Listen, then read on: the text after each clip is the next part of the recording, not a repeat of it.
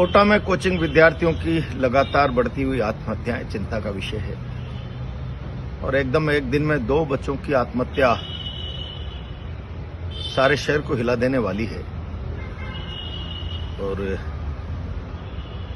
मेरी नहीं, सारे शहर की चिंता है कि कहीं ये परिस्थितियां कोटा के लिए घातक नहीं हो जाए।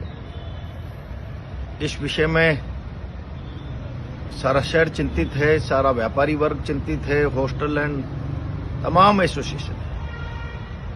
पर मुझे लगता है कि सरकारी स्तर पर कोई गंभीरता से इस विषय में प्रयास नहीं हो रहे हैं। केवल कागजी खानापूर्ति और बयानबाजी के अलावा यहां के बड़े ओहदों पर बैठे हुए जिम्मेदार पदाधिकारी कोरे वक्तव्यों से अपनी जिम्मेदारी पूरी कर रहे हैं, बल्कि कुछ पदाधिकारी तो इन आत्महत्याओं को प्रेम प्रसंग की बात कह रहे हैं। ऐसा पिछले राज में भी एक मंत्री जी ने कहा था, तब भी मैंने कहा था भाई ये बड़ी तकलीफ की बात है।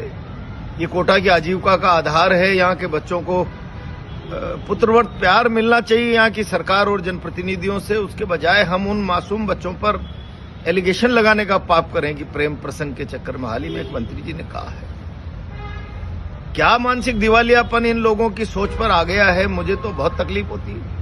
मैंने तब भी कहा था, पिछली बार मंत्री जी ने कहा था, पिता पुत्र पुत्री के प्यार के संबंधों को आप क्या समझोगे। राम को वनवास हो गया, पता था 14 साल में लौट के आएंगे, तो भी तड़प तड़प कर दशरथ जी ने प्राण दे दिए।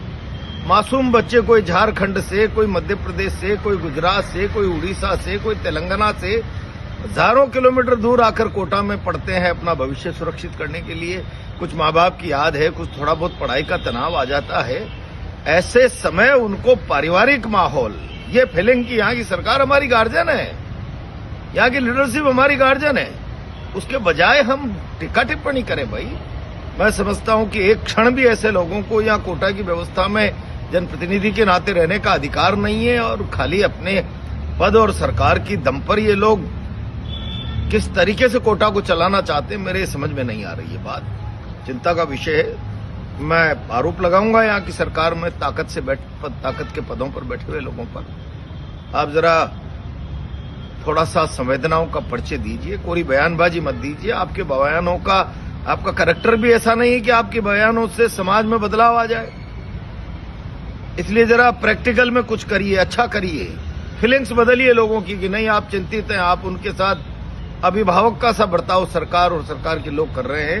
ये नहीं हुआ तो कोटा तकलीफ में आ जाएगा। कोटा देश की आकांक्षा का केंद्र है इस कोचिंग में और कैरियर बनाने में। इसलिए आप जरा उस पर ग्रहण मत लगाइए अपनी ओछी बयानबाजी से कि ये प्रेम प्रसंग है और केवल कुछ प्रतिनिधि तो उनको फुर्सत ही नहीं है जैसे वो देश चला रहे हों।